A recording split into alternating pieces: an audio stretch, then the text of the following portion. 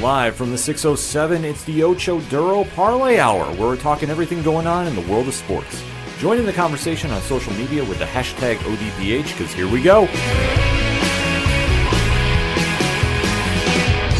Instead of looking deep inside, every word I have to say, keep it simple. Welcome to an all-new edition of the ODPH podcast. What's happening, everybody? My name is Ken M. Joining me in studio, as always, you know him. He's the co-host. Wait for it.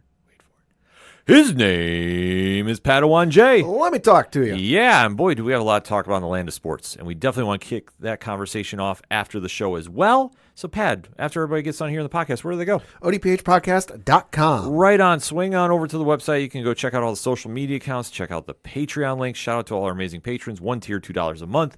The TeePublic store link, the blog section, the classifieds, which has friends of the show, such as 3FN Podcast, Dragon Master Games, Nerd Initiative, and many more. The directory, which, Pat, how many providers are we on?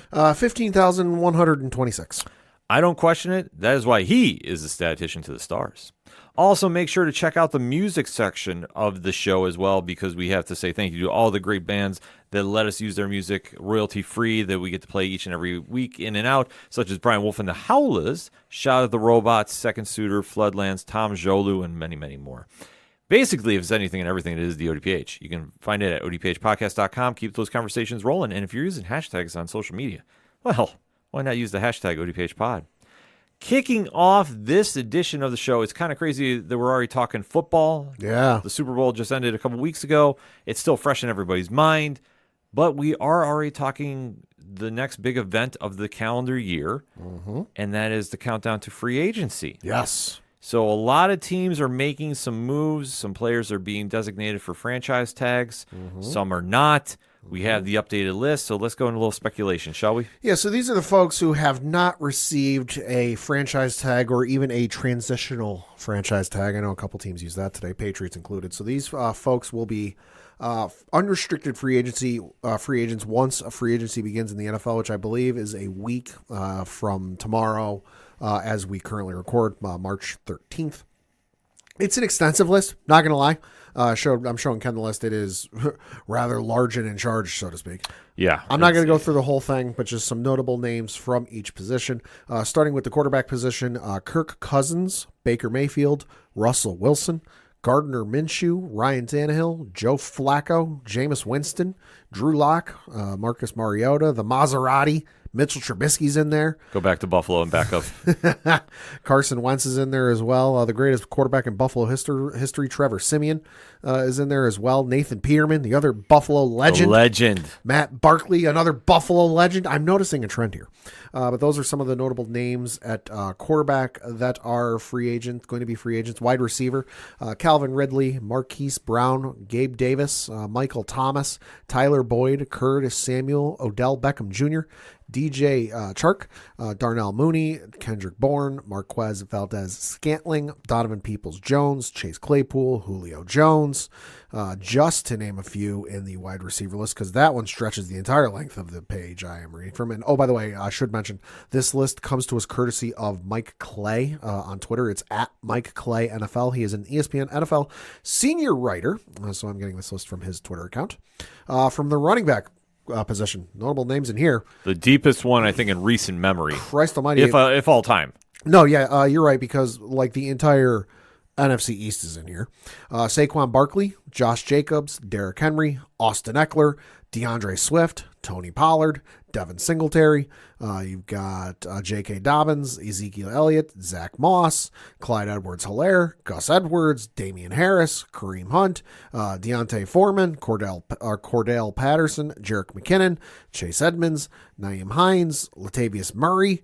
Let's see who else is in here. We got Boston Scott, Matt Breida's in here, Melvin Gordon, Royce Freeman, Marlon Mack, just to name a few. Jonathan Ward's in there as well from Buffalo. From the fullback position, just a couple of folks. I will read this whole list because it's only 4 names. Jacob Johnson from Las Vegas, Alex Armah from Washington, Keith Smith from Atlanta, and Michael Burton from Denver. From the tight end position, also some notable names in this list. Hunter Henry, Noah Fant, Gerald Everett, Logan Thomas, Mike Gesicki. You've got Irv Smith Jr. in this list as well. Austin Hooper, Jonnu Smith, Harrison Bryant is in there. Tanner Hudson from Cincinnati's in there as well. Colby Parkinson from Seattle. Jimmy Graham from New Orleans. Mercedes Lewis. Let's see who else have we got in this list. Trevor Wesco from Tennessee. Charlie Warner from San Francisco. Pharaoh Brown was up there in New England. Sean McKeon from Dallas is in there as well. And then there's a couple of folks on the offensive side of things. For offensive tackles, Tyron Smith, Charles Leno Jr., Michael Onwenu, Trent Brown, Cameron Fleming, Josh Jones. From the guard, just a couple names here. Kevin Zettler, Graham Glasgow, Damian Lewis, Jonah Jackson, and Robert Hunt. Again, it's a long list, folks. I can't go through every name or we'll be here all night. Right. From the interior D-line, some dude named Chris Jones. From the Kansas City Chiefs. You might have heard of the guy. Leonard Williams is in there as well. Calais Campbell from Atlanta. Fletcher Cox from Philly. DJ Reader is in there as well. Daquan Jones from some team up in Buffalo. I've never heard of him. Not sure they've done anything. Shelby Harris is in there as well. Mario Edwards, Justin Jones. Let's see who else. Montravis Adams from Pittsburgh is in there as well. Edge rusher, you've got Daniel Hunter, Andrew Van Ginkel, Davian Clowney, you might have heard, Chase Young, Zadarkus Smith from Cleveland, DJ Wonnum, Wonnum, Jonathan Greenard, Shaquille Barrett is in there as well, Kyle Van Noy, Derek Barnett, Bryce Huff is in there as well from the linebacking core. Some dude named Bobby Wagner. Not sure he's ever done anything. Right.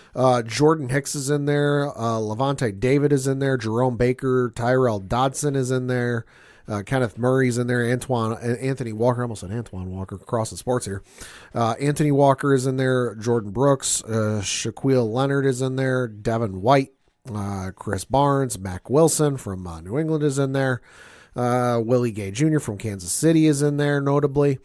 Just scrolling through the list here. Akeem Davis Gaither from Cincinnati is in there.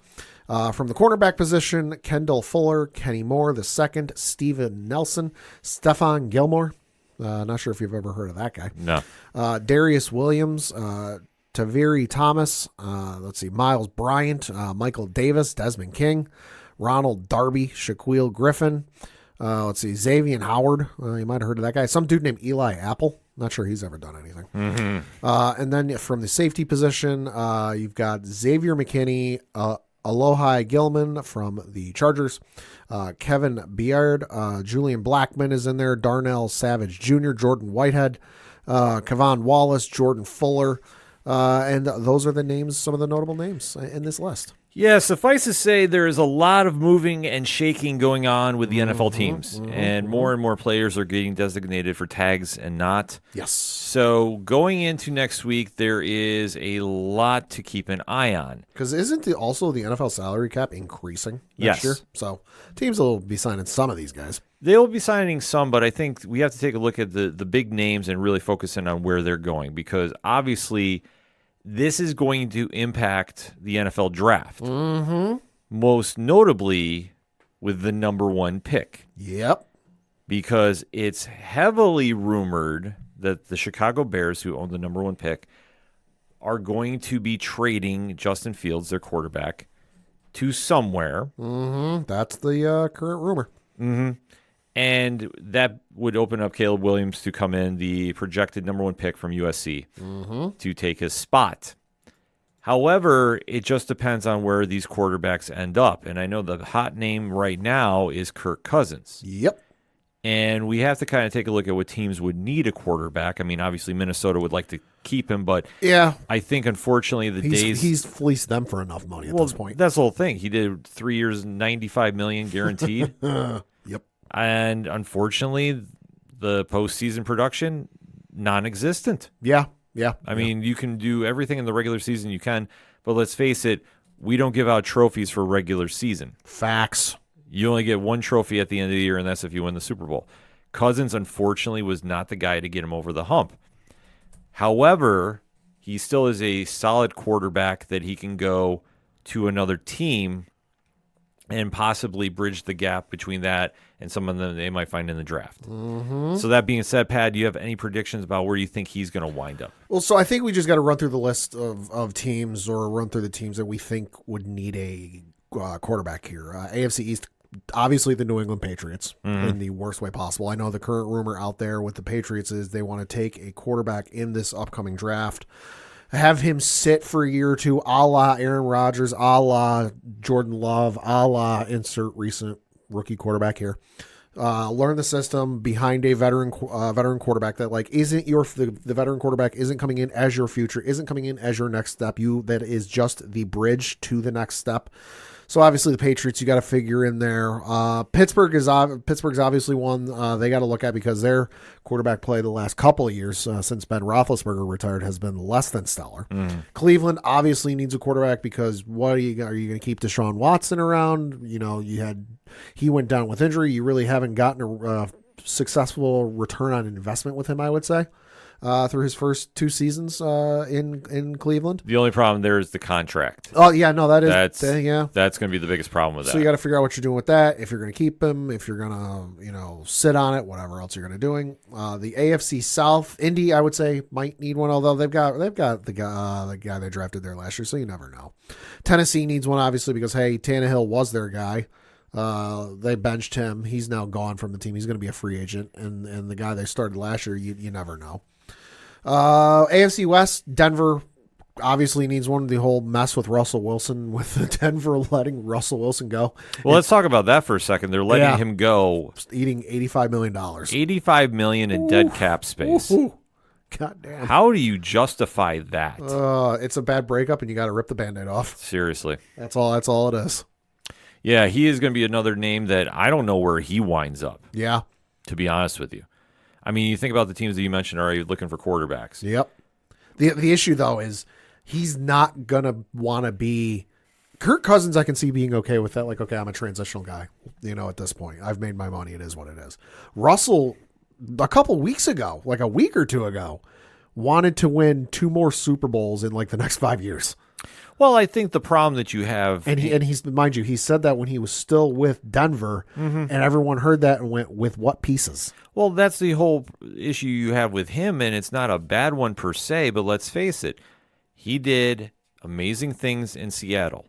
He has a winner's mentality. Oh, yeah. Now, being 35 years of age, Father Time's counting against you. Exactly, and I think. And we all have to acknowledge this as well. Pete Carroll knew something we all didn't. Because when this was announced that he was moving, we all thought it was absolutely crazy. Nuts. But sure enough, Wilson has declined. Yep. And you can say it's the people around him. You could say maybe he clashed too much with Sean Payton, allegedly. I wouldn't doubt it. I mean, you just have to go on what you see on the field. Yeah. And unfortunately, you did not see the Russell Wilson in Seattle. Nope. You saw somebody else. And the question now for teams, especially at Pittsburgh, Chicago. Pittsburgh, Chicago, yeah. The NFC East, the Giants. The Giants are going to be in that mix. The rest of the NFC East is fine. Dallas has got Dak. Philly's got Hurts. Washington's fine. North, Minnesota obviously needs one. If we're talking Russell, not Kirk here. Detroit and Green Bay are fine. Chicago, obviously, they're looking at taking Caleb Williams, but would they possibly want to do the traditional route, have Caleb sit for a year? Well, who knows? Atlanta, yes, they need a quarterback. New Orleans, probably. I couldn't even tell you who their quarterback would be. Tampa Bay, clearly, because, hey, their guy was Baker Mayfield, although he's going to be a free agent, so Tampa Bay needs one. NFC West, I would say Arizona, you can't rule them out because, well, Kyler Murray, you never know. Rams, depends on the situation with Stafford. And I'm not saying there's anything going on. I'm just saying with how old he is and physically, and is he holding up? It wouldn't be a bad idea to look at one of these guys to have as a backup. San Francisco, maybe as a backup. I could see it. And then Seattle, I think Seattle's pretty well set. Well, I mean, that's the question you got to look at. I mean, I think the 3 names that jumped out there is the ones that we touched upon. Yeah. I mean, Kirk Cousins is one that I think he'll be the most sought after one of the bunch. Oh, by the way, I looked it up, courtesy of statmuse.com/ask. Kirk Cousins has a playoff record of 1-4. Not good. So that's why I say he would most likely wind up in Atlanta. Probably. Because who is Atlanta? What is Atlanta? Atlanta is not exactly ready for prime time just yet. No. But if he can bridge the gap with somebody, that would help. If he can actually get some solid play out of Because their there's skill. some decent quarterbacks in the draft class this year. There's decent, but It's not stellar, and you never know how it's going to play out, as we've said before. right. But there's some potential. Potential is there, but I would say if I'm a GM looking at that class coming out, I don't really feel too confident about this. Like, there's a couple that could be good, but Yeah. the jury's still out. I mean, if you flash back in time, and if we were doing this podcast, 20 some odd years ago or whatever it was, I was saying, you know what, I think Matthew Leinert's going to be a pretty decent quarterback in the NFL, just looking at his game in college. Clearly didn't work out that way. Right. And that's just the way it goes. You've got some quarterbacks that are, and not just quarterbacks, but any position in the NFL. Some of those guys great in college, just whatever reason doesn't translate. Well, that's the one question you got to ask too when you're looking at these players coming out. And we'll talk about it a little more in depth when it comes to draft time. Yeah. But I think if you're looking at a team, you have to really kind of say, okay, are we ready to win now, or are we building for the future? Atlanta is kind of in that weird spot of we got to try something. Yeah. I think they might overpay for Cousins. The wheels are not even falling off. They've been off since the Super Bowl they lost to the Patriots. So I think he could go there. He'd be okay. Yeah. There's some decent weapons around him. So, and it's a low enough ceiling because let's face it, is anyone really expecting greatness out of the NFC South, like in the foreseeable future? I'm not. Falcons fans might be, but I can't speak for them. Right. But like you've got some decent pieces around there. You got the Kyle Pitts is there at tight end, Drake London wide receiver, Bijan Robinson. And right now their quarterbacking depth chart is, according to ESPN.com, Taylor Heinicke is listed as their starter, Desmond Ridder is their backup, and then Logan Woodside is their third string quarterback. Who? Exactly. Yeah. I mean, that's why I say Cousins, I think he'll be overpaid there, but listen, I'm not mad about him getting the money. I just think that's where he's going to wind up. End up there, a couple more pieces in the draft or free agency. I mean, they could be cooking with something. They're in a bad division, so he can. Yeah. I mean, that's the one nice You thing. can there. win that division at 800 or 500. Yeah, Russell Wilson. I have a feeling he's going to wind up in New York. I don't know why. with the Giants. With the Giants. Yeah, I could see it. Granted, they're going to have to eat a lot of cap space because of Daniel Jones if they sit him. Jones. Or release him. Yeah. Yeah. That's the problem you have there. Yeah. That you're, unfortunately, for whatever reason, you signed him to a big money deal when you should have locked up Saquon Barkley. And now Saquon Barkley is mark this. If we're doing locks and leaps, Yeah, he's gone.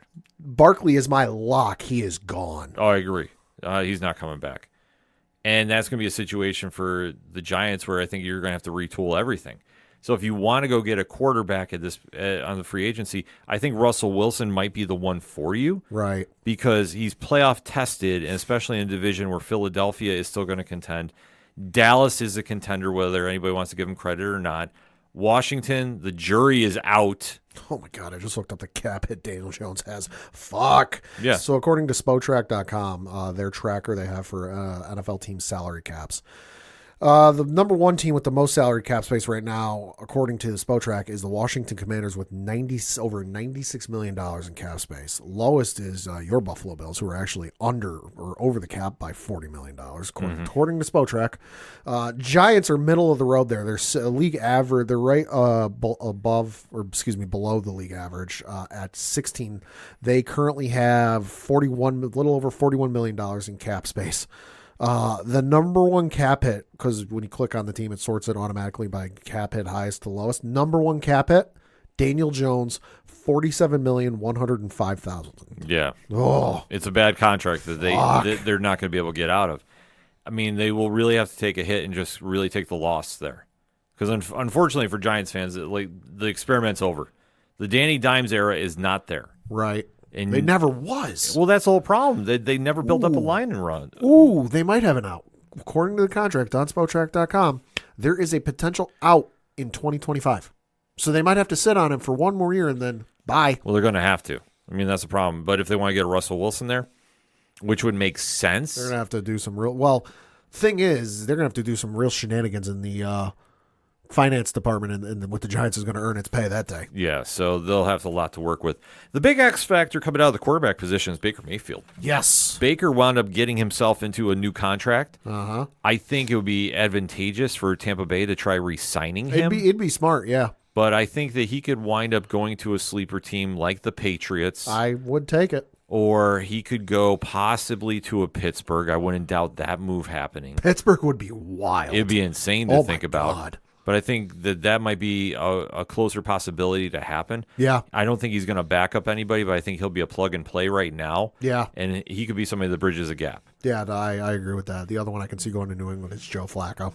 Flacco could. I mean, New England needs a lot. No offense, but it's the guy, whoever they take right now, for a veteran quarterback, is not going to be the guy. Is not going to be, the savior that takes them out of obscurity the last couple of years and leads them back to the promised land in the Super Bowl. Like, no, it's not happening. You were just the fill guy until whoever we draft in the draft this upcoming year is ready to go. Mm-hmm. So, like I say, they're going to have a lot they could work with. Yeah. Baker going there, I think, would help out tremendously. I think that'd be the best spot for him if he can't re-sign with Tampa Bay. Right. I know they just locked up Mike Evans to a big money deal down there, so it just depends on how much they have left to work with. But I think that could be a solid spot for him to land with. Mm-hmm. Everybody else is kind of literally up in the air. Like, I'm not sure where anybody's going to wind up going per se. For the receiver or the quarterbacks, yeah. Quarterbacks is kind of wide open. The big one, like we alluded to, and let's just deep dive into it now, is the running back position. This is the deepest one I can remember. Yeah, no, that's to be expected and not totally a surprise given the nonsense going on with their contracts the last couple of years. Mm. Well, that's the whole thing too, is the running back position has gone through a transition period, whether people want to admit it or not, that it's not as key of a focal point right as it used to be. I mean, we don't have have happy league. Well, that's the whole thing. You have a lot of running back by committees. You don't have the every down backs like you used to. Arguably, the last one in the league right now is Nick Chubb from Cleveland. Yeah. Arguably. Yeah. You can make that argument. Yeah, I mean, Derrick Henry was, but free agent. Father Time's caught up with him. Yep. I mean, let's be honest about that conversation. Yeah. Ezekiel Elliott used to be, but Father Time. Yeah, I mean, with the amount of physical damage the body takes during an NFL career, and you're talking about a good solid 8 years for when somebody gets in the league, 6 to 8. It's a real short lifespan, so to speak. The body can only handle so much. Yeah. So that's why I say I don't fault anybody for trying to go get the biggest amount of contract they can after the rookie deal. Yeah. And I think that's what Saquon Barkley's looking at, because I think that all eyes are on him. He's not going to be designated for a franchise tag. Nope. He will be an unrestricted free agent. The Giants made a big faux pas. Yeah, they did. They fucked up big time. Yeah, by signing Daniel Jones instead of him. Because didn't they also do a big money contract to one of their tackles? Mm-hmm. Yeah. Yeah, no, they did not pay him when they should have paid him. And now they're going to pay the price for it, because I fully think he is winding up lock, stock, and barrel in Houston. Ooh. Okay. I don't think he's going anywhere else. I think with C.J. Stroud and what they're building there, that's the one key. That's promising. That's the one key component that they need. It's a good opportunity to win right now. Mm-hmm. And I think that that's what he wants to do. And I think that will be tremendous for them. Yeah. And I don't think it's going to hurt their cap too much to sign him, depending on what he's looking for. Houston, if memory serves from what I was just looking at, Houston's number one most cap space. Yeah. So that being said, he would be the first one off the board. I fully believe. I think that that's going to be the biggest one on day one you see. Houston, Houston is number 5. They have just over $70 million in cap space. All right, so they got $70 million over. Mm-hmm. See, they got some room to work with. Yeah. But like I say, he would be the first one off the board.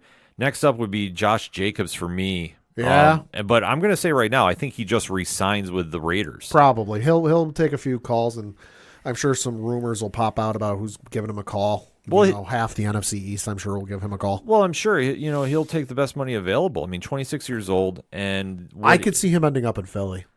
He could. I could see it. He could end up on the East Coast. Yeah. I mean, I could see him with a Philly. I can't really see him with a Dallas.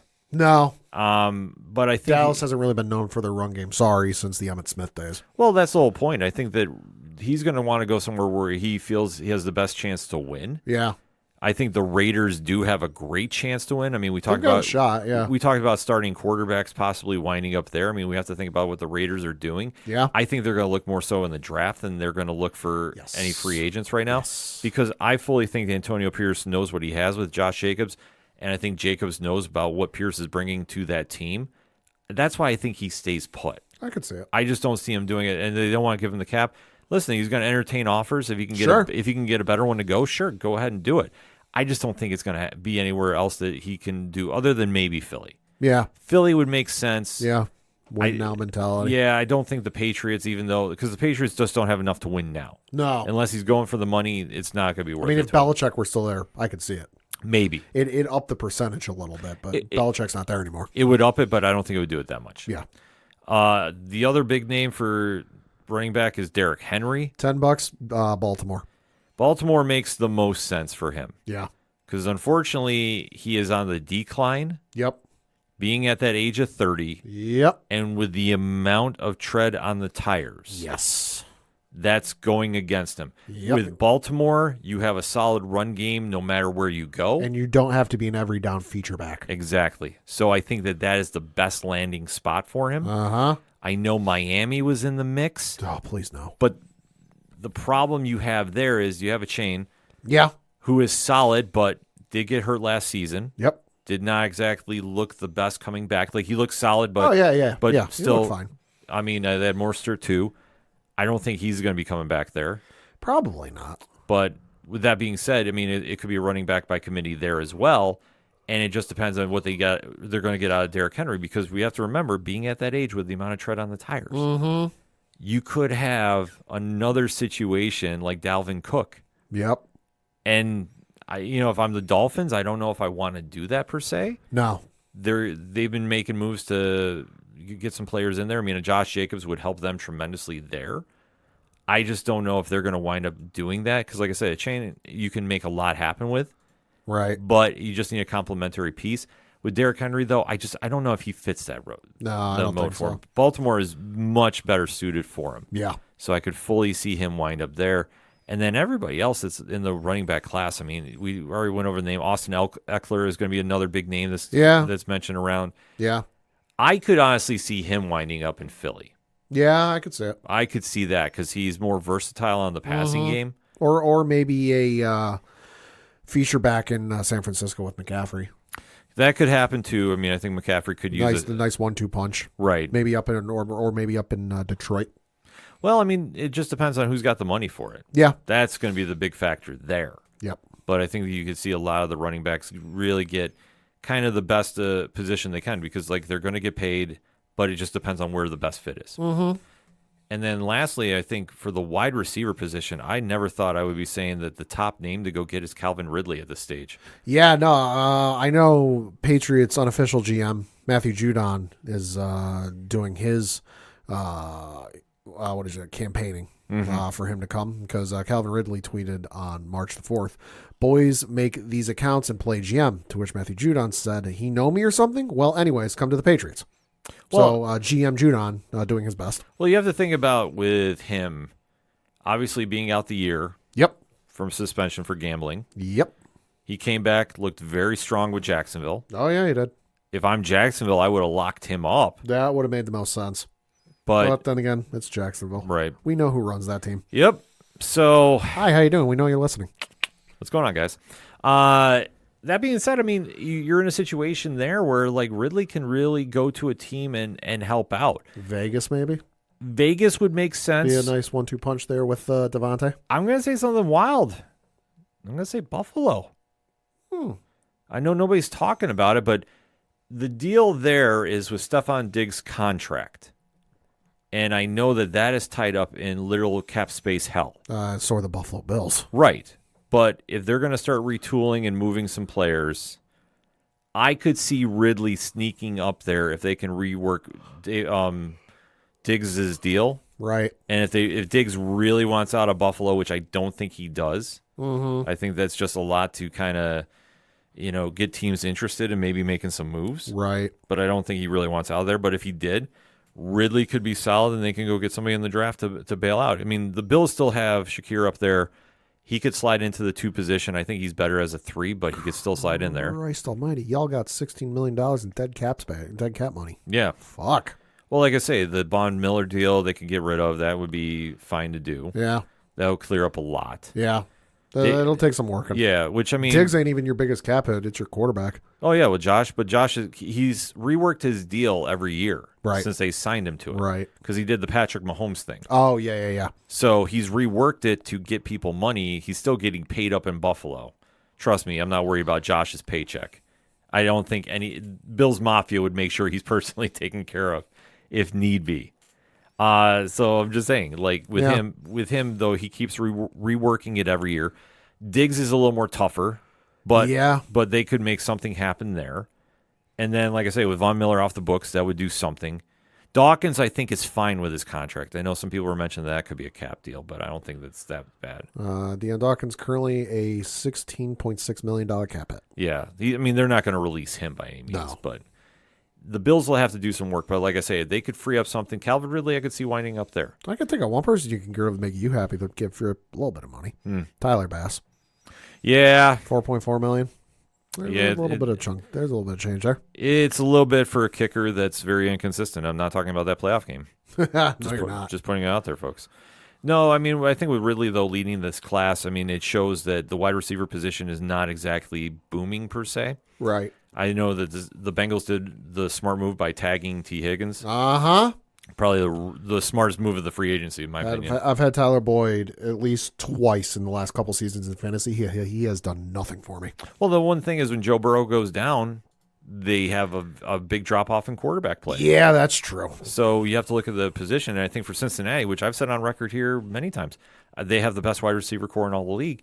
If you don't have somebody to get them the ball, it doesn't matter. That's true. And that's the big factor here. So depending on where they want to go, Jamar Chase is going to have some contract issues next season. Oh, yeah, he is. So they'll have to figure some money out there. Yep. But I think for where this wide receiver class is, there's enough talent out there that some teams can upgrade a bit. There's some decent, A- and B+ guys in there. Right. OBJ's in there, obviously. Chase Claypool, Julio Jones. There's some decent names in there, but it's not oh my God, this is far and away the guy. Right. And then, very quickly on the defensive side of the ball, the big one that everybody's watching is Chris Jones from Kansas City. I think he's going to have a few people calling. He will, and the only issue is I know that Kansas City is trying to make moves to keep him. Right.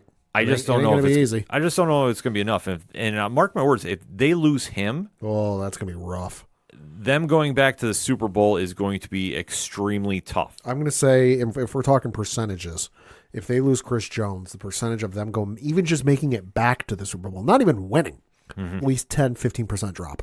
Oh, easily. But the only question you have now with him is he's at age 30. Yep. For the amount of time that he's been in, and like I say, he's a game changer. But how long can you sign him for? Long term. Right. That's going to be a situation they're going to have to really take a look at. Yeah. And then for a lot of the other defensive positions, I know that Chase Young is a free agent, but he'll have a few calls. He'll have some calls, but like probably I say, back in San Fran. I would say, Frisco maybe, but I could see some other teams making a run at him. I wouldn't doubt Jacksonville doing that. Yeah, I could see it. And then everybody else. We do not like to overpay on players. Mm-hmm. 4 years, $96 million. Yeah. In my opinion. Yeah. But we'll have to kind of talk about that as we go down to it. But there is so many free agents right now. It's kind of nuts. That next week is going to be a lot of moving and shaking for your teams. Pat, is there any kind of final stamp you want to put on this? We're now hearing about tags that certain running backs have been, certain ones have not. Yeah. That's why we're kicking off with this, because next week is going to be even more detailed.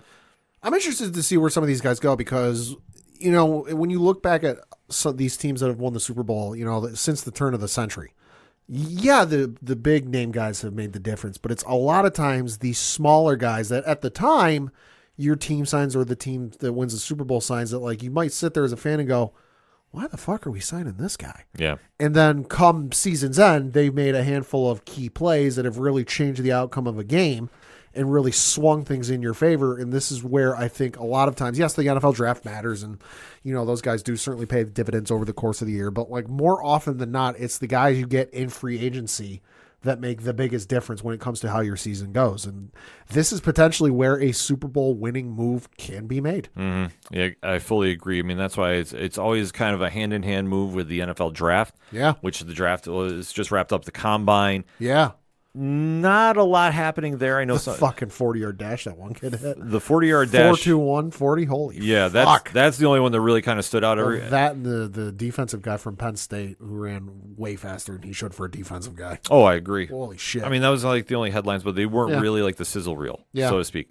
A lot of quarterbacks did not throw, which I was very surprised at. Well, and I know a lot of people were making a big hullabaloo about Caleb Williams not wanting to do medicals at the NFL Combine. But the thing of it is why would you? And like at first I was like, oh, that's kind of weird. Why would he not do that? And really confused. But then I started reading into it, and it's more the fact he's not willing. It's not that he's not willing to do it. It's just why would he want to do a medical thing for, like, say, Kansas City? Yeah. Like, there's no shot in hell Caleb Williams is still sitting on the draft board when Kansas City comes to draft. So the only teams he's going to do medicals for are the ones who realistically have a shot to draft him. Mm-hmm. So once I heard that, I'm like, oh, okay. Yeah, I mean, that's the whole thing with the Combine. Yeah. It really kind of goes hand in hand, but free agency is what kicks everything off, though. Mm-hmm. A lot of moving and shaking going on, so definitely hit us up on the hashtag ODPHpod. What is your thoughts about the current state of NFL free agency? How is your team looking? Who did you lose? Who are you looking to add when free agency kicks off officially next week? Let's have that discussion, shall we? But first, we're going to take a quick break. We'll be right back. Do not adjust your dial, or well, your phone, your watch, or whatever the heck you're using to listen to the awesome podcast you're currently listening to. I am the Duke of Nerds, Tyler Mack, and I am here to tell you that being a nerd can be a bit overwhelming, especially after 30. Life moves pretty fast in our nerd culture, and if you don't take the time to notice things, you miss out. That's why I'm here. As your Duke of Nerds, I am charged with educating, enlightening, and entertaining you on all things nerdy. I do it by running the 30 and Nerdy podcast. 30 and Nerdy is a Badcast Company production and currently playing wherever you cast your pod. Follow along each episode using the hashtag 30andNerdyPod. And check out what all is going on at 30andNerdyPodcast.com. Whether it's DC, Marvel, comics, or video games, I have got you covered. So tune in now. Cheers to you, nerds. Coming back for another segment on this edition of the ODPH podcast, and it's time to talk a little UFC. Hell yeah. Big event is happening this weekend Mm-hmm. as the road to 300 gets a little bit closer. Yes. So, Pat, let's talk about it. Yeah, so taking place this Saturday, March 9th from the KCS Center in Miami, Florida. It is UFC 299. Yes, indeed. It's a stacked card, first and foremost. Uh-huh. I honestly, looking at this, thought this was UFC 300. Like, this should have been. Arguably, it's better than 300. That's for damn sure. It's debatable. The main card alone. Pedro Munoz is on the prelim card. What the fuck? Exactly. Holy shit. This is loaded beyond belief. And with a main event that has a lot of people talking, and we'll deep dive into it when we get there, but we have to first break down the main card in general. So, Pat, let's talk about it. Yeah, so the first fight on the main card we're going to be talking about is in the bantamweight division, and that is Peter Yan taking on Song Yadong. Love this matchup. Yan, former champion, obviously finally done with the Aljamain Sterling nonsense, looking to get back to the belt. Yeah. And Yadong is no slouch either right now. Holy shit, no, he's not. They're putting some work together. I mean, you want to talk about it a little bit? Yeah, so Peter Yan's record in 21 professional matches has a record of 16 wins, 5 losses, currently on a 3-fight losing streak, losing to Merab Divashvili in his last fight. That was back in March. Then he lost to Sean O'Malley via split decision. That was in October of 2022. Lost to Aljamain Sterling via split decision in April of 2022. But his last win was against Corey Sandhagen, which was a unanimous decision win. That was in October of 2021, so it's been a hot minute. For Song Yadong, in 30 professional matches, he has a record of 21 wins, 7 losses, 1 draw, and 1 no contest. Currently on a 2-fight winning streak, beating Chris Gutierrez in his last fight via unanimous decision. That was back in December of last year. And then he beat Ricky Simon. That was via TKO in April of last year. His last loss was to Corey Sandhagen, which was a doctor stoppage. That was back in September of 2022. Yeah, this one, like I say, is a really, really solid fight for both. Yan, and like I say, he's been trying to get back to the belt ever since the Aljamain Sterling nonsense, trying to get back to those winning ways, has not had the best of luck. No. And especially losing to Sean O'Malley, like this is a situation that as long as O'Malley is champion, he's going to have to put together some win streak to get there, because if he doesn't, unfortunately for him, he's just not going to get that title shot. Right. I mean, you take a look about everybody else who's in the rankings. Merab is number 1. He should get the next shot. No question about that. Sterling is still listed at number 2, even though he is fighting at featherweight now. So he's up a weight class. Corey Sandhagen is in there as well. And then obviously Jan being number 4. So this is one that if Jan still wants to be in that top contender status, he needs to win. Yeah. Yadong is definitely stepping up at number 7. Yeah. And this is going to be a fight that I really feel is going to be, could possibly steal the show. I mean, it's almost a pick 'em in terms of the odds. According to ESPN.com, Jan is currently a minus 120 favorite, and Yadong is a plus 100. So this is almost a pick 'em. Yeah, it's very, very close. I mean, I'm going to go with Peter Yan, though, on this one. It's nothing against Yadong. I just think that Yan is more focused, and I think he understands the temp in the room, because it's crazy to say that he's on a 3-fight losing streak. Right, that is, and that's part of the reason I think he's going to emerge victorious too, is because I think some people might be sleeping on him. And I'm not saying this one's going to propel him to great heights in title contentions and the longest title run in UFC history, but I think he's going to use that 3-fight losing streak as motivation of like, hey, I can still fight. I'm not some slouch who's just going to be a stepping stone for the guys coming up. I could see this one going to the decision, but I think Jan is going to get this one. I'm going to say Jan in a 3rd round knockout. Okay, well, all right. We'll see. Yeah, I was going to say, we got to see about that one. That's a bold prediction, but that's what we do here at the ODPH. Next up is in the welterweight division, where you've got Gilbert Burns taking on Jack Della Maddalena. Well, this one is a very, very important fight in the welterweight division. This one is for Gilbert Burns. He really wants to get into that title contention. He really wants to make that run for Leon Edwards or whoever's going to be holding the belt by the time he gets the shot. Burns is in this weird position where a loss for him is absolutely crucial, like crushing. Yeah. He's been in these great fights. He's been passed over about getting a title shot in certain aspects, in my opinion. And for Jack Della Maddalena, this is a situation that they're very high on him. I'm looking at the record and I can see why. Break it down for us. Fuck. So we'll leave the main course here for a second. But for Gilbert Burns, in 28 professional matches, he has a record of 22 wins, 6 losses, currently on a 1-fight losing streak. He lost to Bilal Muhammad in his last fight. That was at UFC 288 in May of last year.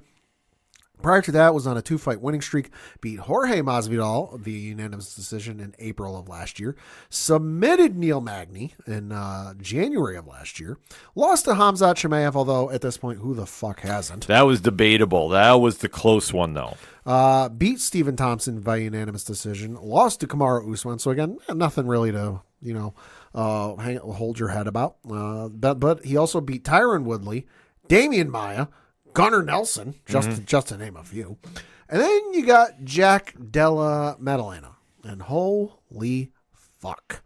18 professional matches, 16 wins, 2 losses. The man is on a 16-fight winning streak. Yep.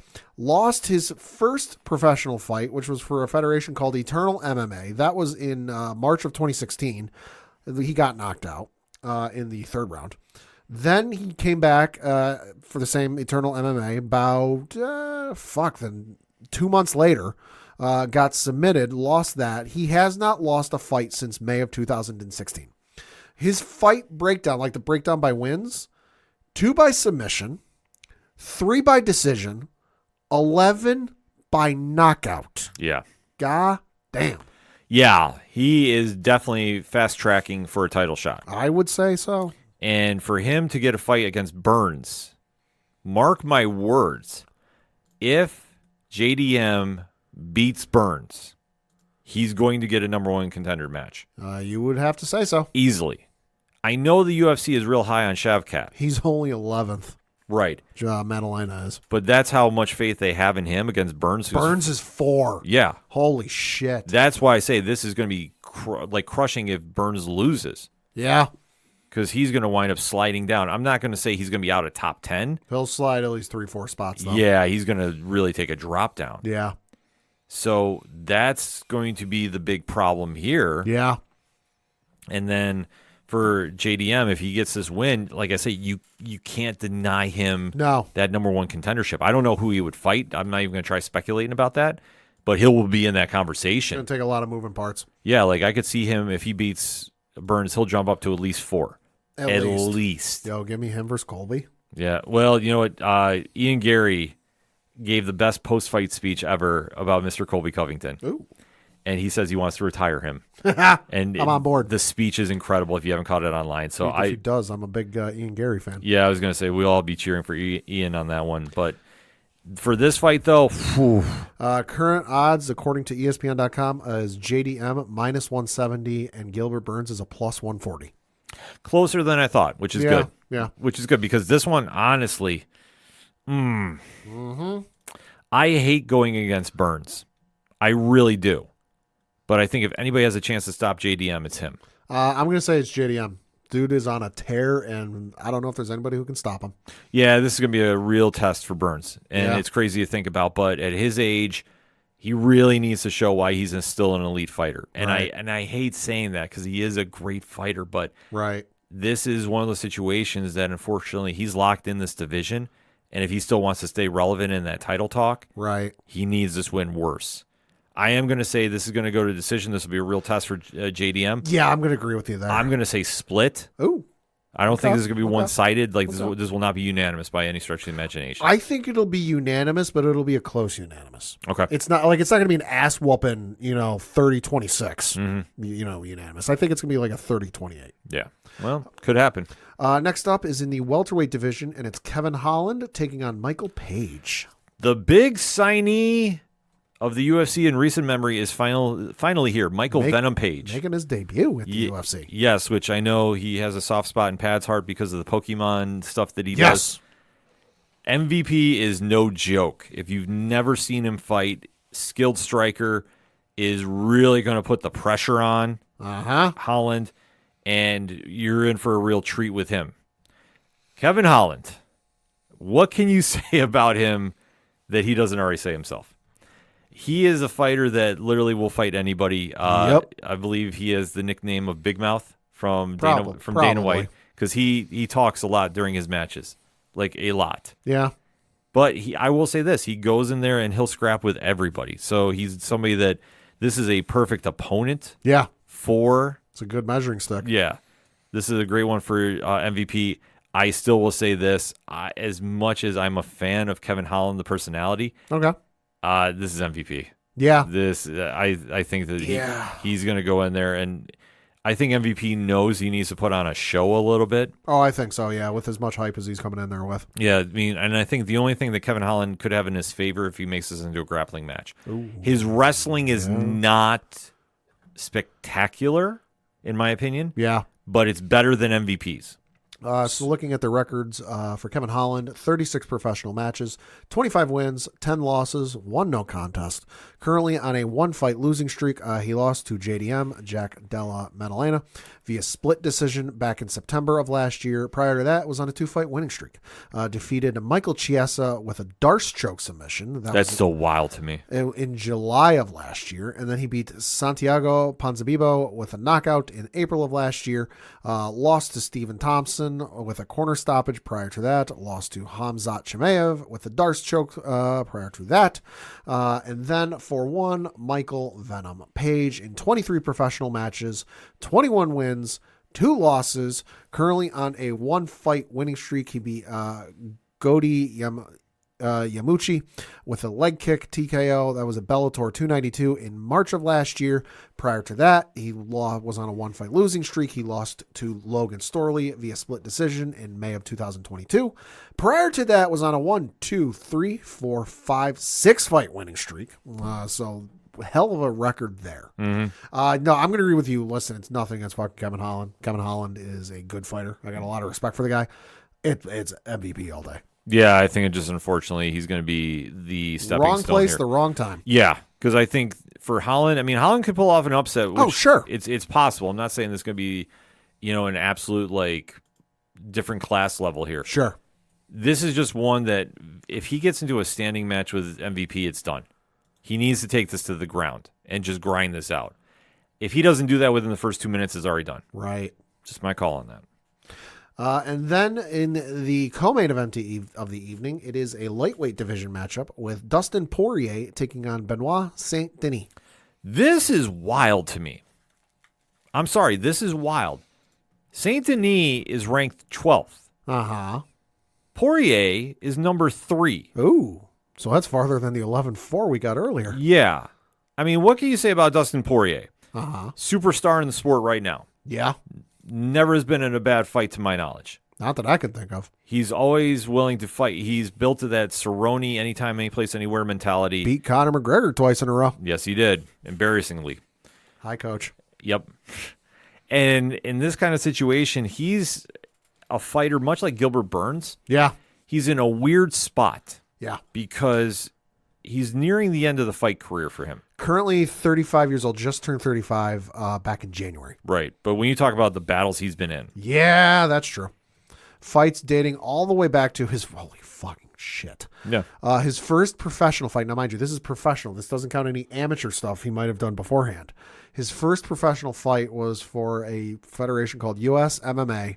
This was a win against Aaron Suarez, who he knocked out in the first round on May 16th, 2009. Yeah. God damn. He's been around a long time. He has been in some insane battles over the years. Suffice to say, he's in that whole BMF talk, no matter what you want to say. Cobb Swanson was in there. Let's see, Max Holloway. Let's see some other names in here. Oh, Jim Miller, Eddie Alvarez, Anthony Pettis, Korean Zombie, Gaethje, Habib, Conor McGregor, Oliveira, Chandler. Yeah, just to name a few. He's fought every name that's current right now. Yeah. Like, that's the easiest way to describe it. I think maybe with the exception of Nate Diaz, because I don't think they ever pulled that one off. It does not look like it, no. No, that was like the dream fight that should have happened and never did for reasons. So, that being said... Holy shit, the fucking Korean Zombie fight was on free TV. Yes, it was. What the fuck? I will never forget that. Barbaro choke submission, too. Oh, my God. It was the wildest ending of a fight I think I'd seen in quite some time. Fourth round. Fourth round, they were going back and forth, and he put him in that triangle choke and also put an armbar on, too, at the same time. It was a UFC on Fuel TV fight, Yep. so that was free TV. Yeah. Oh, my God. Talk about giving away the main event. Oh, my God, yeah. Like, it was absolutely wild to see it play out. So, in this situation, I mean, Poirier is a legend. Him taking this fight against Saint Denis, this is a little strange to me. I'm not going to lie. But, I mean, let's take a look at Saint Denis' record, and maybe we can kind of make some clarification about this, because for me, it just doesn't add up. Sure. So Benoit Saint Denis in 15 professional matches has a record of 13 wins, 1 loss, 1 no contest.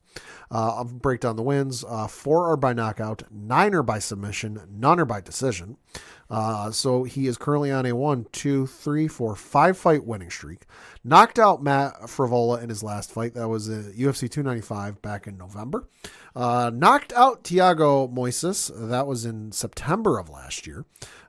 Submitted Ismail Bonfim with a face crank.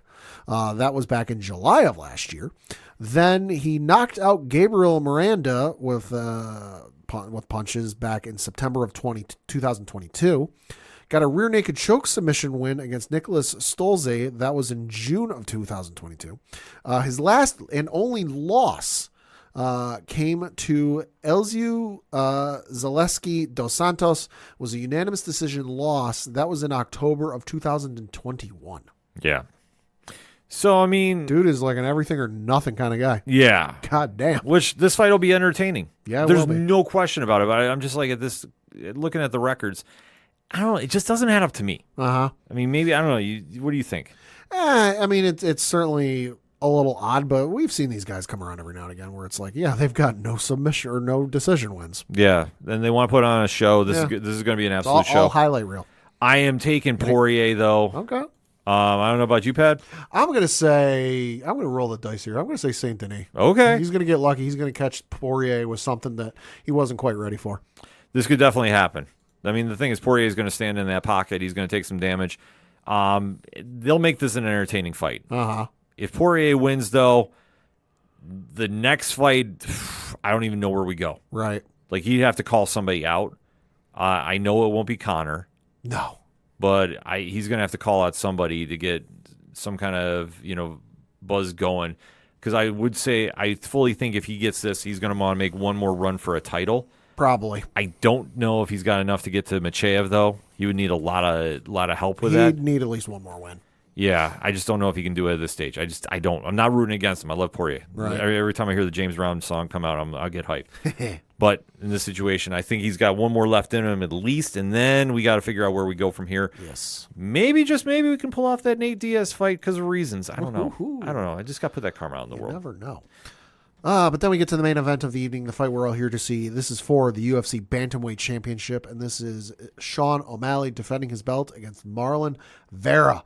Going to give you a little bit of records here. So for let's start with the champ. We got Sean O'Malley in 19 professional matches, has a record of 17 wins, 1 loss, 1 no contest. Currently on a 2-fight winning streak. He defeated Aljamain Sterling via TKO in his last fight. That was back in August. That what earned him the UFC Bantamweight Championship. Before that, he won a split decision victory against Peter Yan in October of 2022. The one no contest was against Pedro Munoz. That was an accidental eye poke. That was back in July of last year. And then prior to the no contest, he was on a 3-fight winning streak, knocking out Raulian Paiva, knocking out Chris Montino, and then knocking out Thomas Almeida. His one and only loss came to Marlon Vera. Yep. TKO at UFC 252. That was back in August of 2020.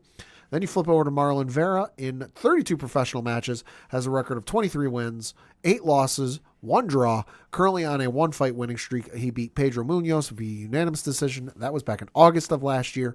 Then before that was on a 1-fight losing streak. He lost to Corey Sandhagen with a split decision loss. That was back in March of last year.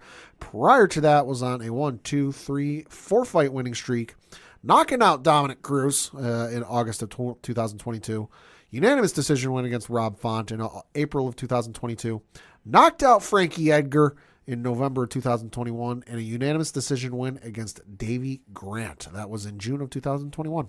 Yeah, this fight had been a long time coming, in my opinion. I would say so. Sean O'Malley, love him or hate him, he is one of the UFC favorites. Uh-huh. He's a character that's larger than life. Facts. I mean, let's face it, he's following that whole Conor McGregor type vibe. They're letting him wear pink shorts to the ring. Yeah, as champ. He gets a lot of unique things allowed for him. This is true. Just because I've said this many times. He's somebody that if you can sell yourself as a fighter and you can show up and fight. He is, like you said, he's a character and he's a personality. And as we've said before, UFC very much lacking in those departments those days. Right, because he generates a buzz. Yeah. No matter if you love him or you hate him. Yeah. However, though, the fight he had with Vera, Vera clearly stopped him. Okay. That was the fight that he had his leg taken out in the first round. Yeah. And he was like, I'm limping on one leg the Yep. rest of it. I remember that one. Yeah. Yeah. That's the one. And he pulled it out. Yeah, he had to get surgery after. He was a mess. He fucked his leg up. Yeah, he did. Yeah. And Vera should have gotten shot to a title shot right after. Yep. He did not. Yep. I still say that's, in my opinion, one of the most egregious miscues of the UFC in memory. Don't forget rankings matter. Right. That's the whole thing. He took out their golden child here, so to speak. Uh-huh. And got nothing for it. So I am extremely happy he's here now. Yep. And I will say this. Kudos to Sean O'Malley because he knew he should have got the title shot. Yep. And he did. He said the minute he got the belt, he's like, Vera should get it. We have to settle this for their own sake. So listen, as a business person, hey, smart. Yeah. You have a storyline. Fans are engaged. Uh-huh. You're going to come out there. You're going to put on a show. A little bit of history. Mm-hmm. It's perfect. Perfect marketing. Shout out to you, Sean. So we have to kind of put this all in perspective. Pad, who you got and why? So according to ESPN.com, currently Sean O'Malley is the favorite. He is a minus 280. Marlon Vera is a plus 230. No disrespect to Sean O'Malley, because otherwise he'd whoop my ass. But I'm going to say Marlon Vera. I think the dude is motivated. I think the dude is feeling a little passed on, a little slept on, overlooked, if you will. And he wants to prove to the world, like, hey, you should have given me my shot 4 years ago. Mm-hmm. You're going to regret not giving it to me now, and he's going to beat him. Whew, I tell you what, I'm hoping Vera pulls this off. Okay. I really do. Listen, I think that he's just a guy that's been overlooked so much. He knows how to beat O'Malley. Unless Sean can check a leg kick, Which, Christ, I hope he's learned in the last 4 years. I hope he has too. Because the one thing that he does very well, he has knockout power for that division. He can strike very, very well. Right. However, I don't think he wants to get into a striking match with Vera. Oh, no, you don't. Because Vera will just pick him apart at the legs. See what happened last time? That's going to happen again. And I think that that's what the same game plan Vera's going to go in with. Yeah.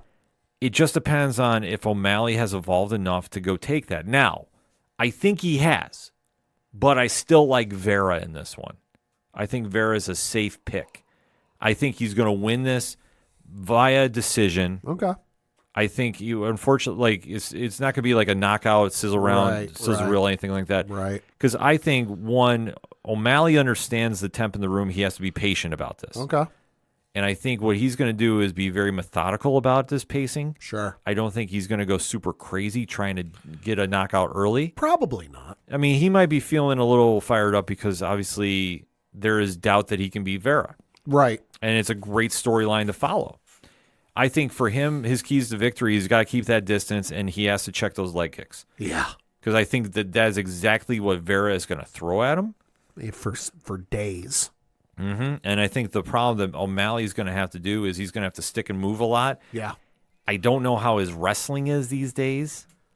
I don't know if he wants to get into that because if he could do some dirty boxing against the cage, he might be able to swing something out. Right. But it's just a matter of what he can pull off there and do from. So he is currently, according to his Wikipedia page, Sean O'Malley is a brown belt in Brazilian Jiu-Jitsu. All right, so he's been unproven on that. Yeah. I think that might be his key to victory. If he can get Vera on the ground, he might be able to do something. Right. But if it's a striking fest, it's going to be Vera all day, which I do like. It's Vera and New by split decision. Should also note, Sean O'Malley is a part of the MMA Lab fight crew, which you go to their Wikipedia page. Notable fighters, obviously himself, Jared Cannonier, Korean Zombie, Benson Henderson, just to name a few. So there's certainly some sparring partners in there. Hendo will help him out a lot. Oh, yeah, he will. And Hendo might be the biggest asset there that he can get. So we'll have to wait to see what happens here, but there'll be a lot of storylines coming out of this for UFC 299. Yeah. As we get closer to 300, but this one's top to bottom. Talk about a fight card. Very good card. Very good card. We definitely want to hear your picks, so hit us up on those hashtags. Hashtag ODPH Pod. What are your picks for UFC 299 taking place from Miami this weekend?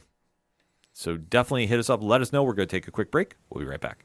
Do you like comic books? What about movies and TV shows? Well, we may be the show for you. We're Hops Geek News, a weekly podcast that discusses comics, movies, and TV shows while featuring a beer of the week. Every week we chat about what we messed up on the week before, and then we dive into what we're reading and watching, as well as some news. We then wrap it up with a geek-themed topic of the week. You can find us anywhere you listen to podcasts by searching Hops Geek News. Cheers. Coming back for another segment on this edition of the ODPH podcast. Got to talk a little WWE Pro Wrestling. Oh, yeah. So the road to WrestleMania is getting a little more clear. About 30 days away, 31 days. Yes, and obviously the biggest show of the calendar year for WWE, and well, let's face it, all pro wrestling, is starting to get a little more clear. We've had The Rock cut 21-minute promos on Instagram because he's very aware of the time frames on television. Yeah, Jesus Christ. If you watch that whole thing, boy, you got a lot more free time than I do. Yes. And obviously with Monday Night Raw just happening, we do have a little bit of an idea about one very big title defense that is going to be happening at the show. Mm-hmm. But Pat, let's recap what we got so far. Yeah, so of course the matches we do know are taking place on the show of shows, the Showcase of the Immortals. Obviously, in the main event, it'll be Roman Reigns defending his undisputed WWE Universal Championship against Cody Rhodes.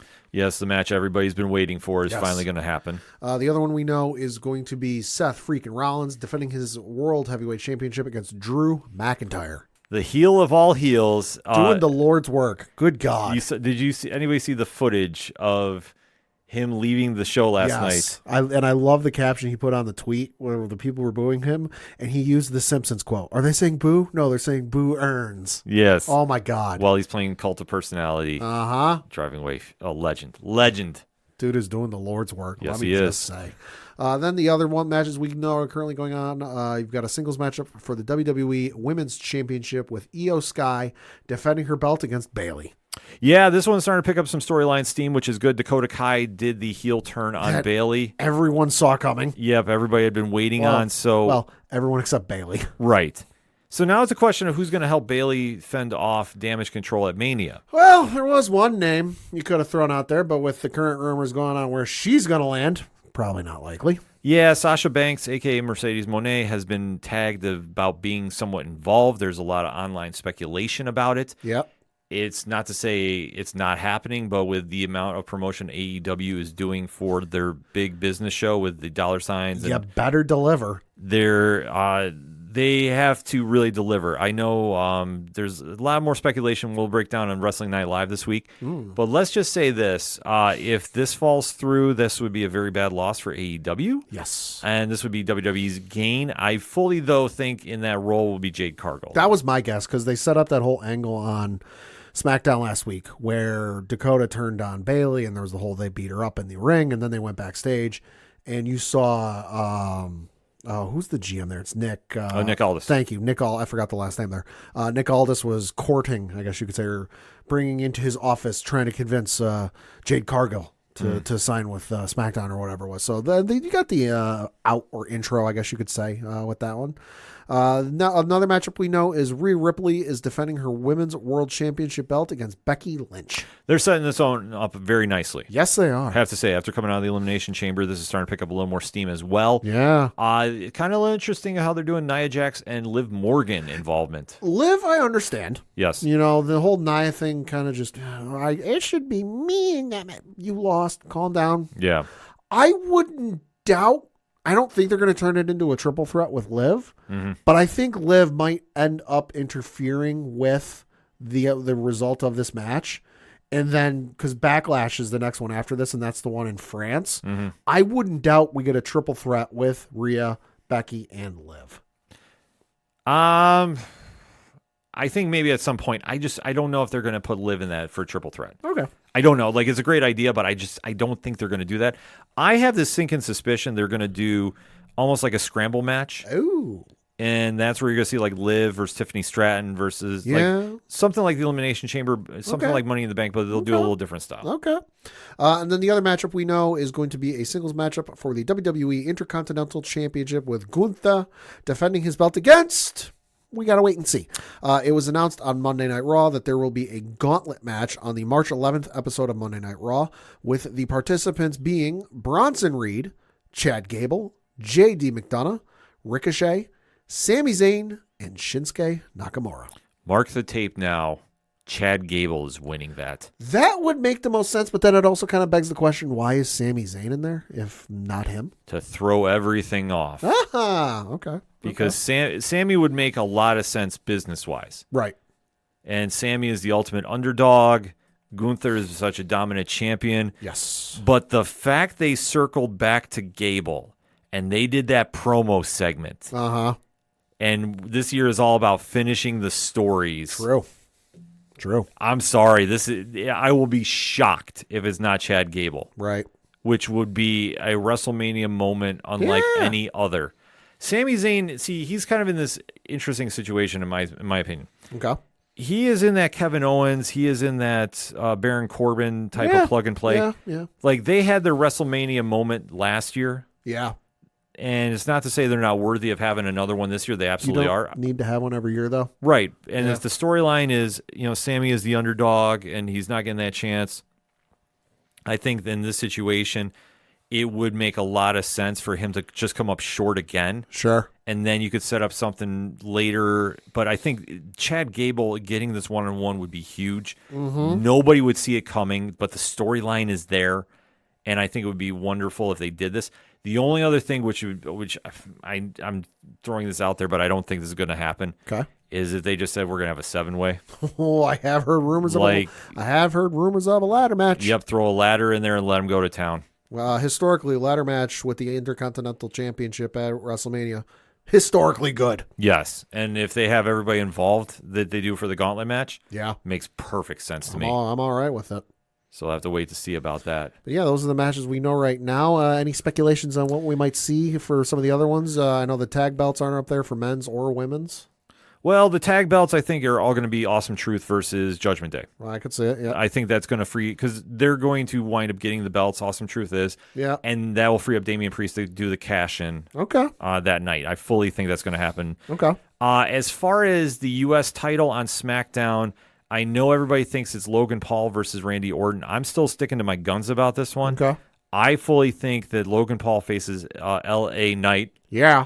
beforehand and drops it on SmackDown. Could be. And then it'd be AJ versus Knight at Mania, which is fine. Yeah. And then Logan versus Randy, and you let him go from there. Yeah. I could fully see that happening as well.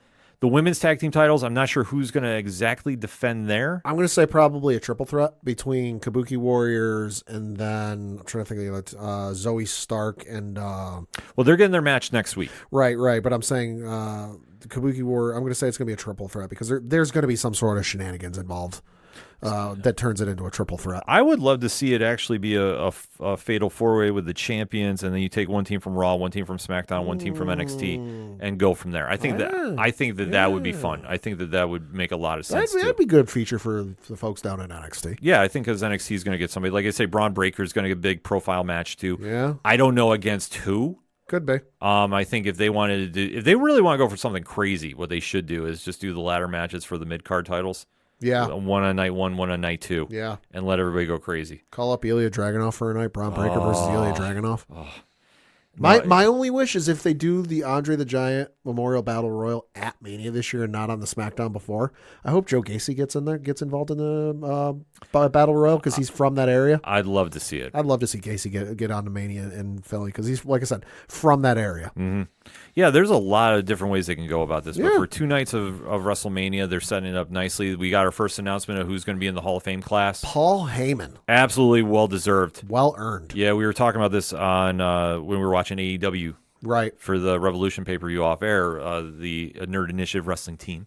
And we were talking about who was going to get in, and I was like, yeah, like, Paul Heyman makes a lot of sense. Yeah. Because I honestly thought he was in already, Yeah, but I did not realize he no. wasn't. But Rumor has it he's been offered several times and turned them down at each turn. yeah, because it was something about him being still active. Right. But I think for him being in Philly, plus this is Triple H's show Yep. that he's doing, Who do you think does the introduction speech? that's a great question. There's several candidates. Kayla Braxton threw her name in. I'd love to see that personally. I could see it being Stone Cold Steve Austin. Okay. I I was thinking maybe Tommy Dreamer. Dreamer would make sense. In fact, I don't doubt Dreamer getting put in Yeah. because I think that they have a great. They're work- going to go Philly heavy with this with Hall of Fame, I think. Yeah, I mean, but you know, it makes perfect sense to do. You're gonna see a lot of ECW guys get Yeah. in. Yeah.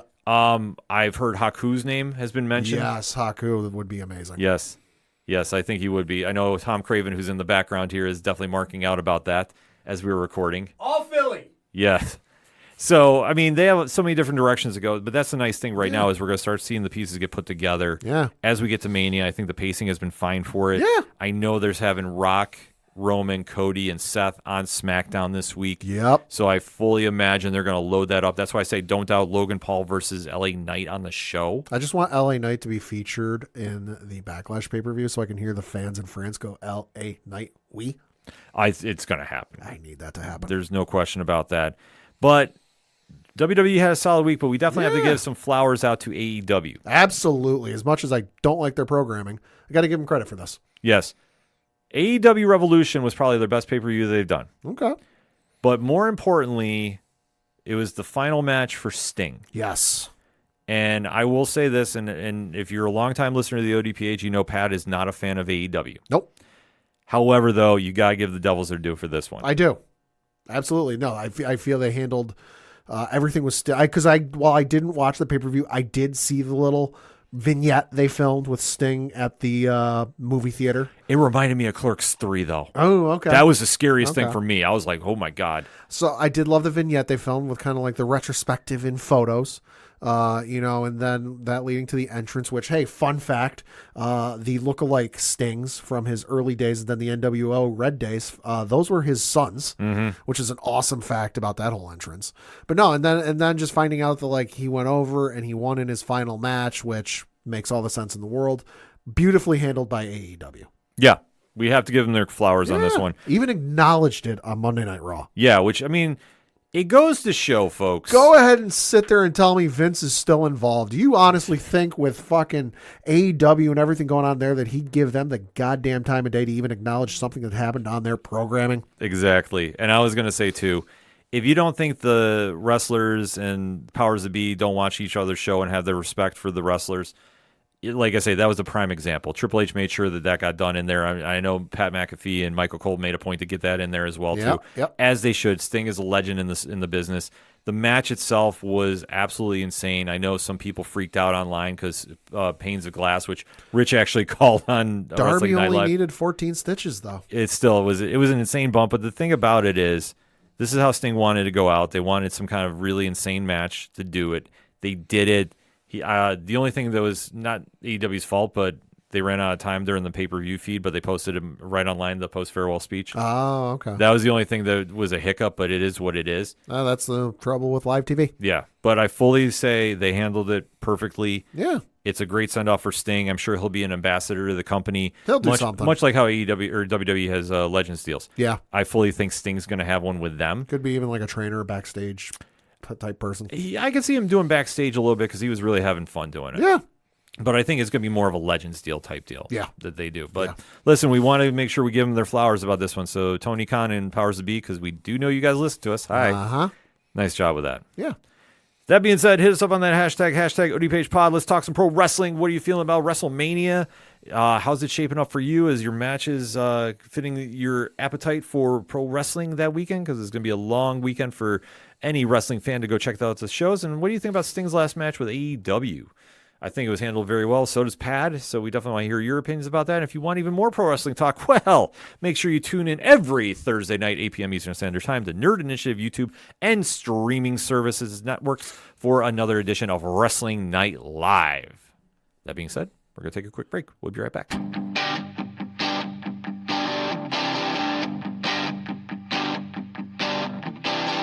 This is Tom from Tom Joe Lou, This is Matt from Sidemen Sounds. and you're listening to ODPH Podcast. Wanna go where no one knows my name, to the desert, the oceans, or the plains.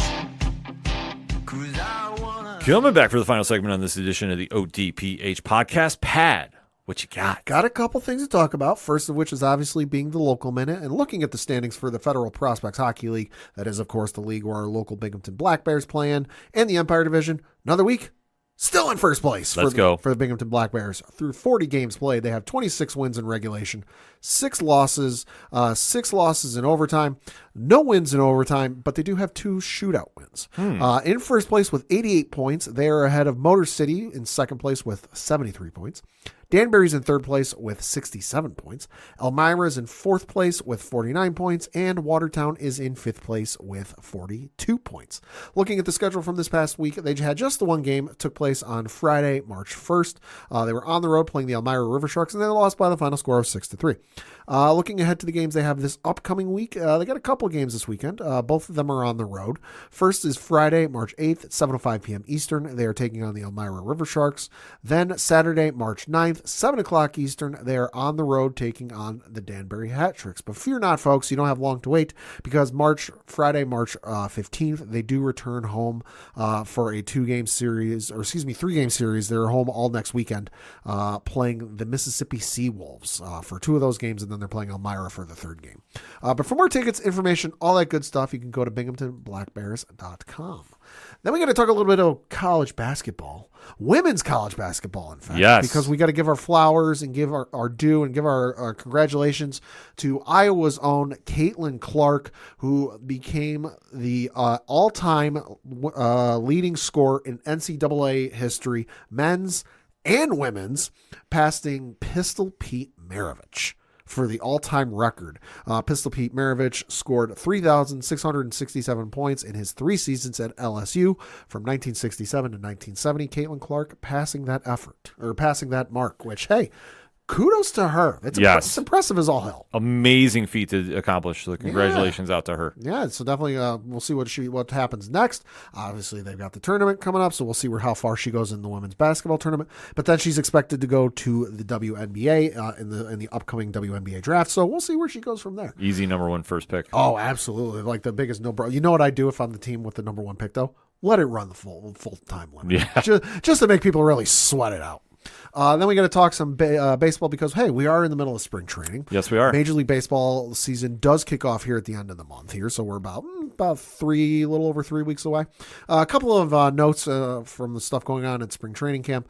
For the Boston Red Sox, a little bit of a hit today because it is being reported by Jeff Passan of ESPN that their right-handed pitcher Lucas Giolito might miss the season with an elbow injury because according to Jeff Passan, quote, initial imaging showed damage in the right elbow of Boston Red Sox starter Lucas Giolito that could cause him to miss the 2024 season, league sources told ESPN. He was expected to be the opening day starter this year. He's got a partially torn ulnar collateral ligament, so the UCL, and he's also got a flexor strain that might need surgery. And anytime you start talking UCL and flexor or anything to do with the pitching arm on a pitcher, probably done for the year. Yeah. He was just one of a few free agent signings the Red Sox did over the winter. They also got Liam Hendricks, who's also expected to miss most of the season after undergoing Tommy John surgery. So definitely a hit for the Boston Red Sox, who are already looking not that great going into this season. Yeah, very crucial blow to their season. Yeah, also a crucial blow potentially for their season for the St. Louis Cardinals because their ace, Sonny Gray, could miss opening day because he's got a hamstring strain. He got during his latest spring training outing. He'd been slated to start against the LA Dodgers on March 28th. Gray said, quote, if it's in the cards for me to still do that, then obviously I'm going to do everything in my power to make that happen. Close quote.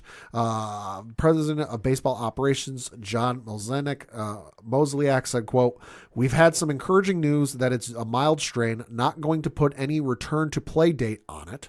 It's been less than 24 hours. We're going to see how he responds over the next few days, but from the MRI reading, we're definitely encouraged. Fingers crossed this isn't something that's going to linger too long, close quote. So if you're the St. Louis Cardinals, definitely going to be sweating that one out because strains when you're a pitcher are never anything to screw with.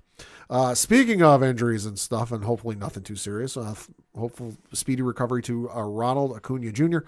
He is expected to be ready for opening day with the Atlanta Braves after he had a more thorough examination of his right knee.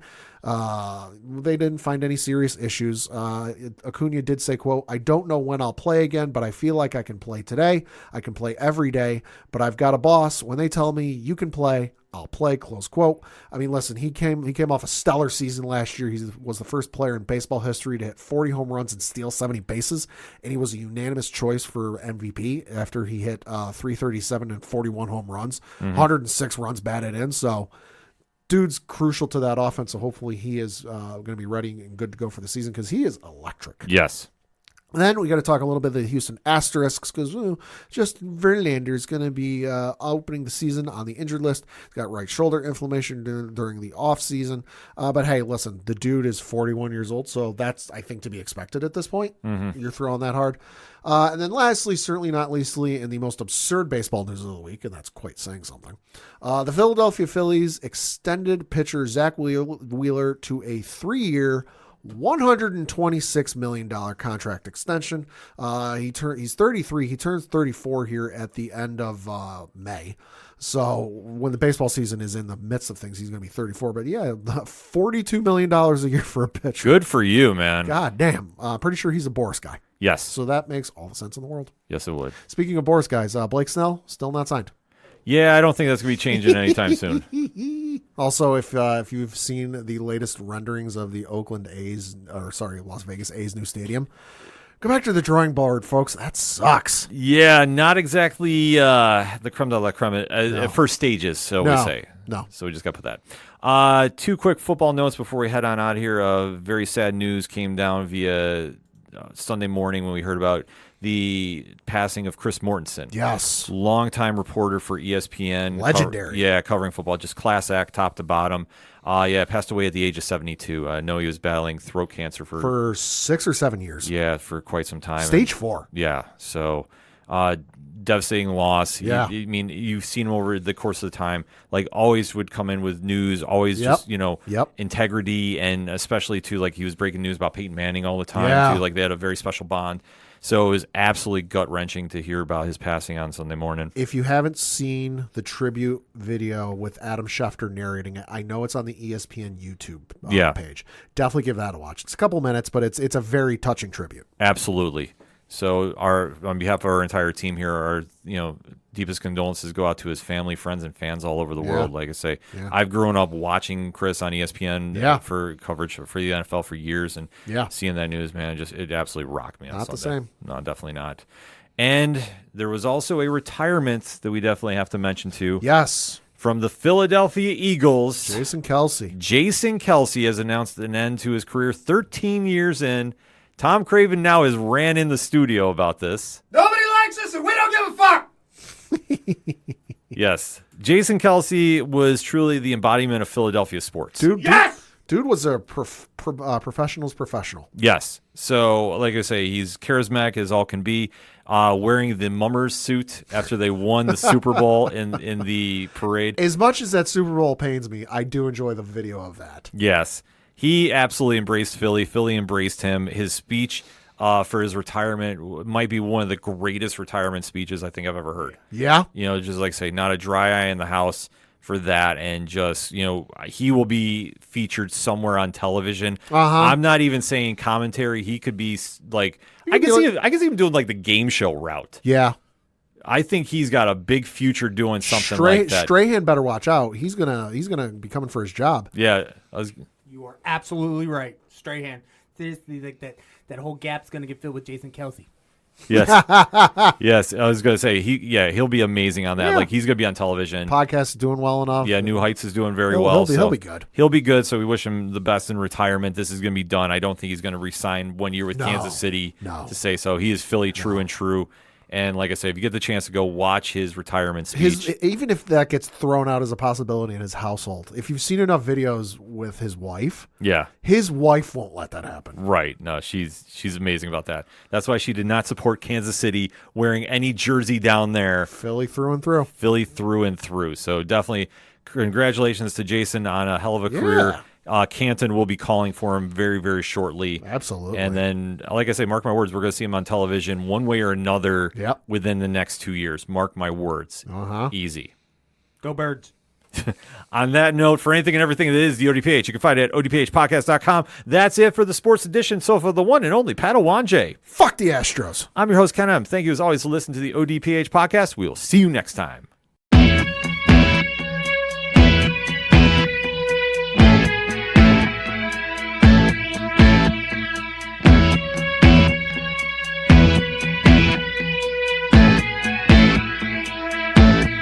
It's such waste of time swiping left and swiping right on people you could know. 'Cause anyone who's worth a damn be worth way more than a picture could ever show. You could find the right light, find the right angle, and never find your soul. And it can feel like a losing battle, and this plot is full of holes. This modern way of finding love just makes me feel so alone. And I can't be the only one sick of staring at my phone. So look up, talk to me, a better way to spend our energy. Just look up, talk to me. We don't have to float alone on the open sea. Don't know that I believe in the old time fable. Everyone has just one true love. All I know is you're across this table, and you're all I'm thinking of.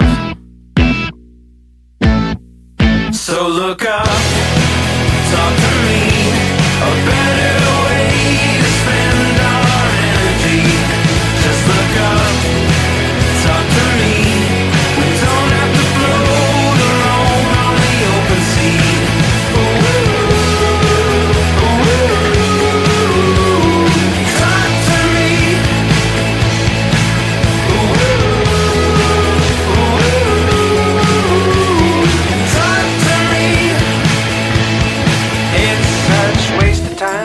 swiping left and swiping right on people you could know.